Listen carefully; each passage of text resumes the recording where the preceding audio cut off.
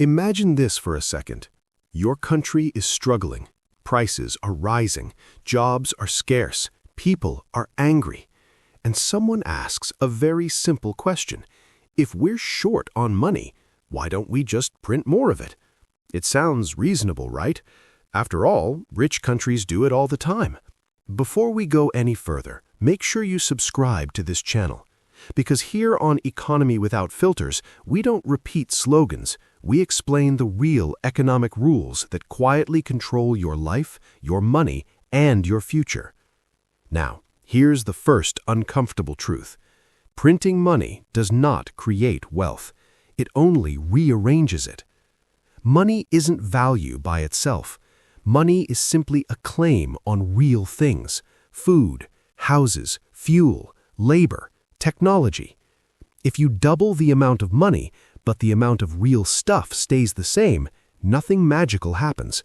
Prices just go up. This is inflation. And inflation hits poor countries much harder than rich ones. But why?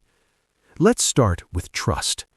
When the United States prints money, the world still trusts the dollar.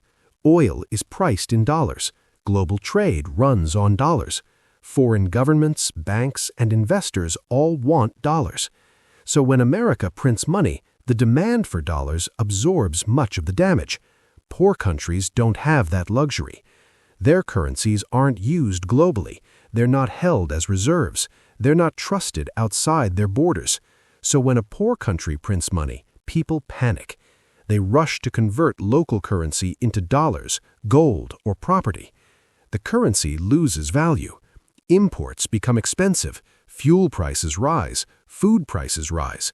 And suddenly the people who were already struggling suffer the most. That's why inflation is often called a hidden tax on the poor. Now let's talk about debt. Most poor countries don't borrow in their own currency. They borrow in dollars or euros. Here's the trap.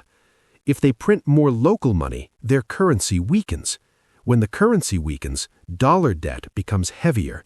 They must pay back in real terms. So printing money doesn't solve the problem. It makes the debt problem worse. Rich countries borrow in their own currency. They control the system. That single difference changes everything. Now look at production. When rich countries print money, they usually have strong industries, factories, technology, exports. So extra money can turn into jobs and growth. But many poor countries import most of what they consume: fuel, machinery, medicine, even food. So the newly printed money quickly flows out of the country. Nothing productive is built inside. More money, same problems. Now add weak institutions. In many developing countries, money printing isn't guided by long-term policy, it's driven by politics. Money is printed to win elections, to fund short-term promises, to hide corruption and inefficiency. Once people expect this behavior, trust collapses. Savings lose value, the middle class shrinks, and inflation becomes permanent. At that point, printing money stops being a tool and becomes a disease. Here's the most important idea of all. Money only works when people believe in the system behind it. Strong institutions, stable governments, independent central banks, clear rules. Rich countries didn't become rich because they printed money. They can print money because they already have trust. That's the order most people get wrong. Does this mean poor countries are doomed forever? No. Countries like South Korea and Singapore were once poor too. They didn't escape poverty by printing money. They invested in education, exports, industry, and institutions.